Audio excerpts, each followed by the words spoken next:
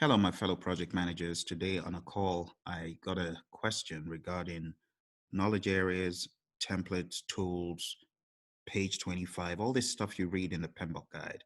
How would you take that and convert it into value in an interview? It's all well and good to be able to look at page 25 and the PMBOK guide and have this conceptualization of how it all fits together.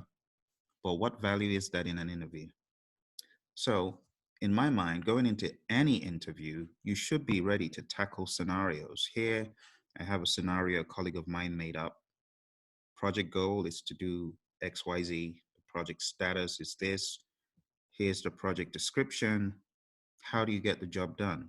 Any interview you go into, you should be ready to take on a scenario. Now, they typically do not give you scenarios, but for example, if I went for any of these jobs, let's take a couple of them. So we have this one, project management professional. Let's take a look at the description. I have not looked at this job yet, so we're looking at it for the first time together. It says Kforce has a client in search of a project management professional. That immediately, to me, right there, is massive value because you know that when you go to the interview, you're going to be speaking the same language as the person looking for this position, hopefully. And that is a language you want to leverage.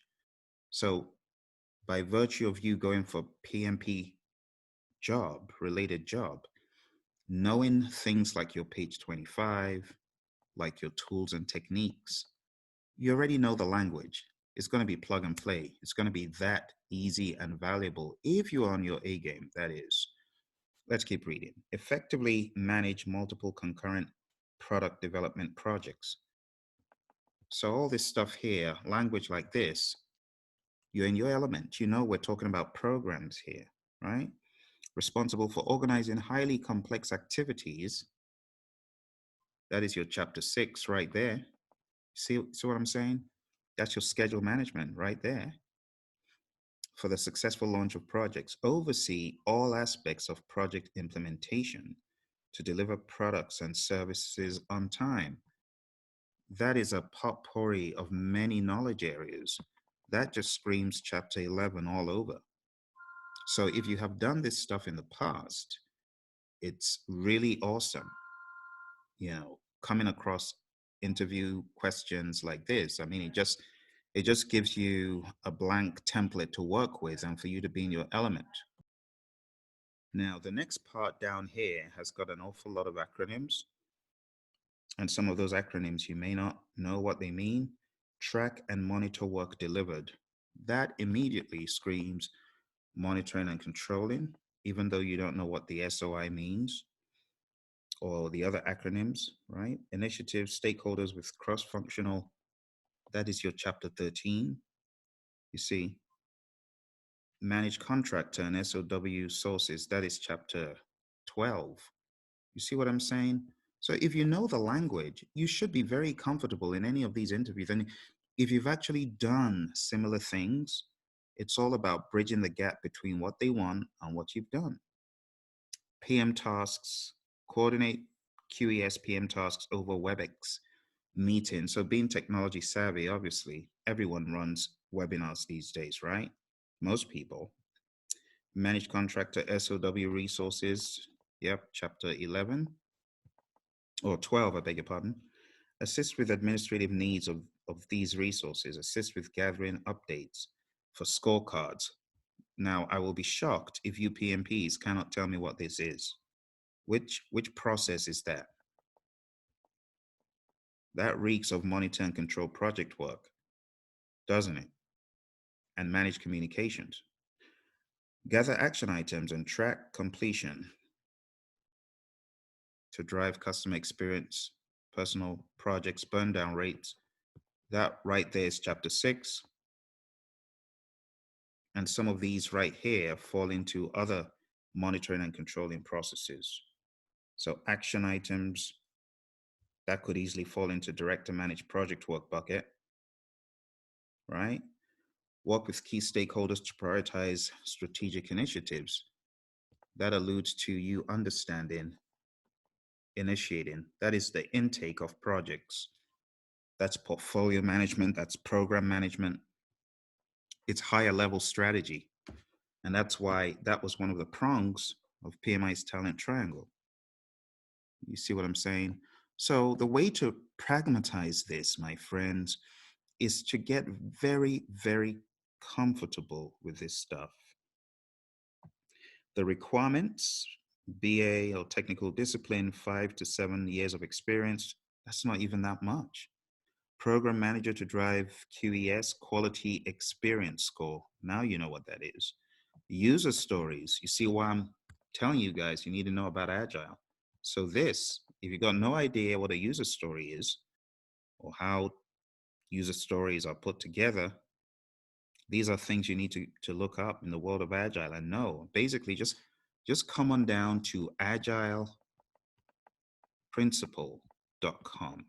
If I were you and you find out you don't know anything about Agile, you're like, my goodness, I'm in the danger zone. I don't know enough Agile. Come to Agile Principle. Let's get started there and we'll direct you.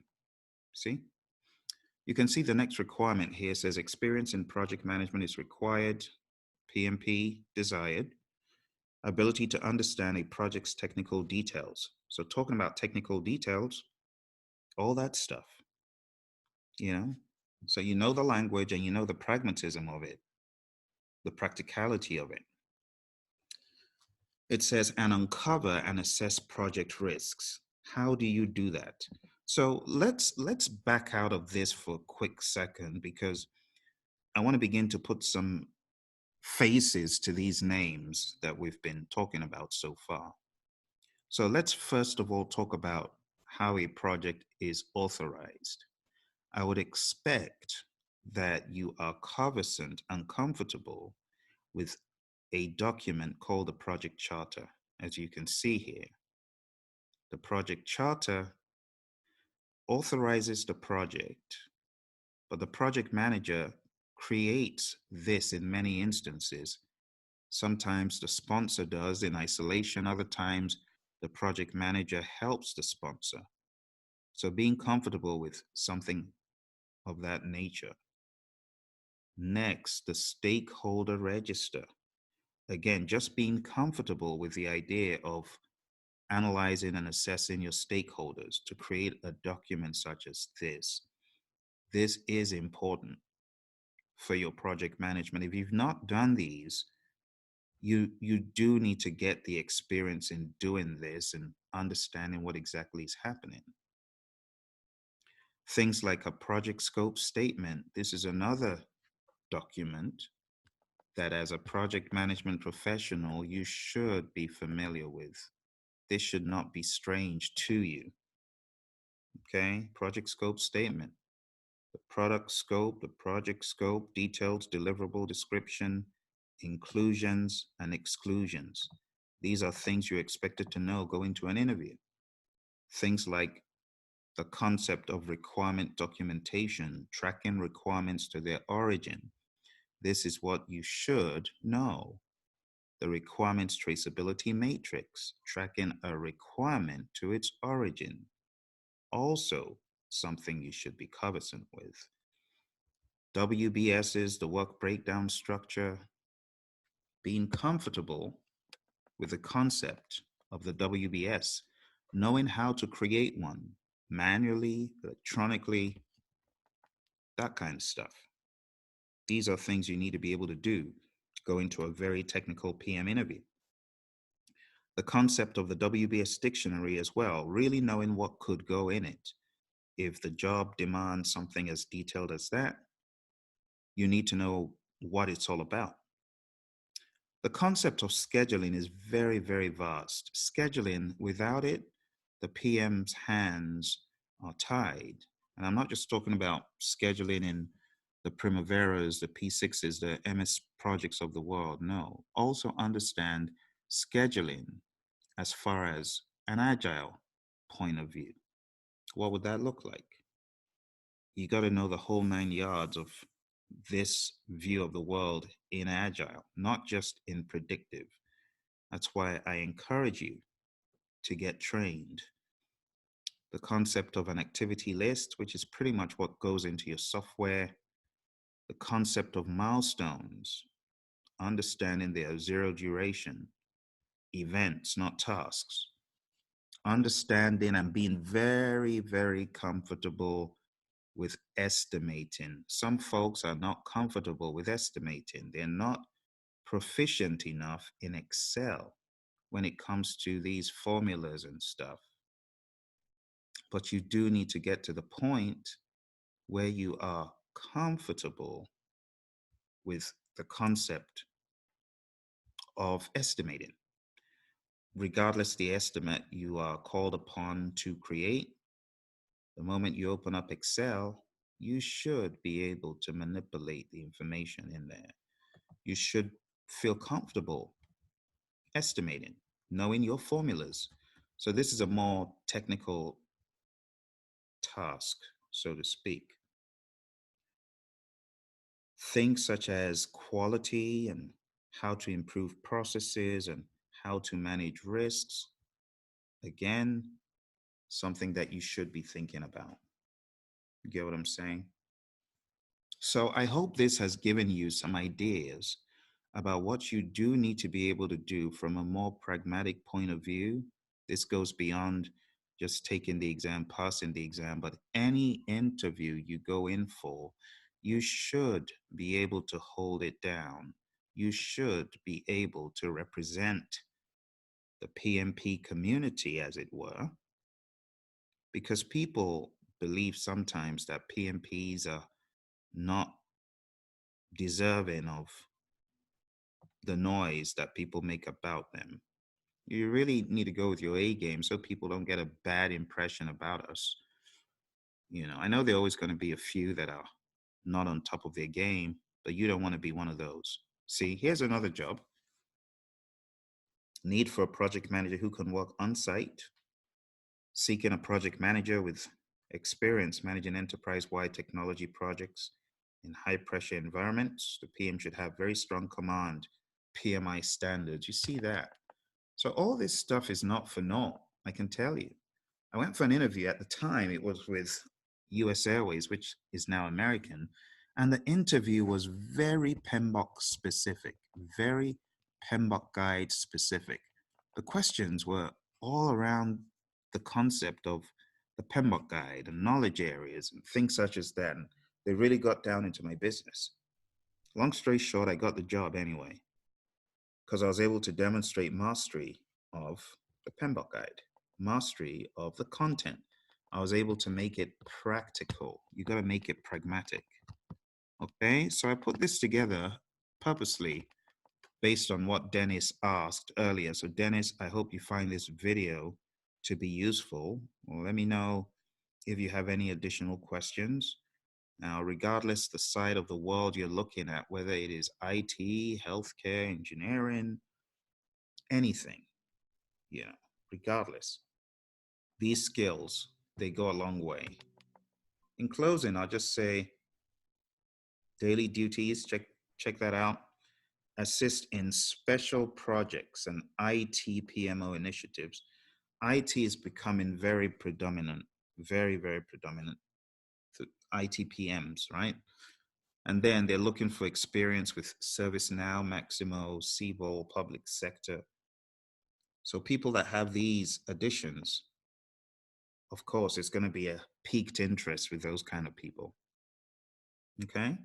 What I would advise you to do if you're looking for these engagements, look for agencies that can help you with your search. Okay. Do some stuff on your own, but don't do it all on your own. It helps to have someone in your corner going through all these jobs and finding out which ones work best for you. Okay. Like these guys right here, they've gotten me a job before. They've gotten me a six-figure job over 15 years ago. You're still in business. You want reliable people like that. Okay? I hope this gives you some ideas about how to prepare for your next interview, things that you need to know. And I would say if you still feel kind of like clueless about some of the areas that I have mentioned, you want to go to this website here. It's by CDC, and I talk about this all the time because I think it's so awesome how they have put this out there and it's available to people in the general public who may be project management involved. You got all sorts of templates, a boatload of templates, free. It's really remarkable, really remarkable. And apart from these guys, I also share the other one. So it's tiny.cc/Sigma PMO. But if you put a number one after the PMO, it directs you to another site very similar. This time, this site belongs to CMS.gov, Centers for Medicare and Medicaid. And they have all sorts of project artifacts and documents and templates, stuff that you can download and that can be of massive value to you on your projects, you see. So my advice to you is go to these sites, check them out, and just prepare. You'll be amazed at the outcome when you go for that next interview. Okay? Take care. I'll speak to you soon. Bye for now.